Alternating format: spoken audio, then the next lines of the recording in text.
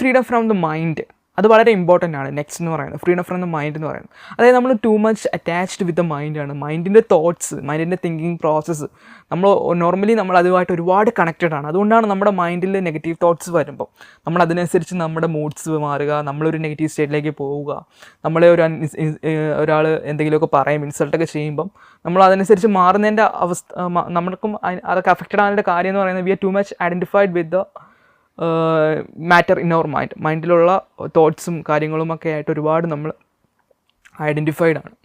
So ഈ ഒരു ഐഡൻറ്റിഫിക്കേഷനിൽ നിന്ന് നമ്മളെ മൈൻഡിൻ്റെ ആ ഒരു തോട്ട് പ്രോസസ്സിങ് അല്ലെങ്കിൽ തിങ്കിങ് എന്ന പ്രോസസ്സിൽ നിന്നുമുള്ള ഒരു ഡിസൈഡൻറ്റിഫിക്കേഷനാണ് നമ്മൾ മെഡിറ്റേഷൻ കൊണ്ട് മെയിനായിട്ട് ഉദ്ദേശിക്കുക എന്ന് പറയുന്നത്.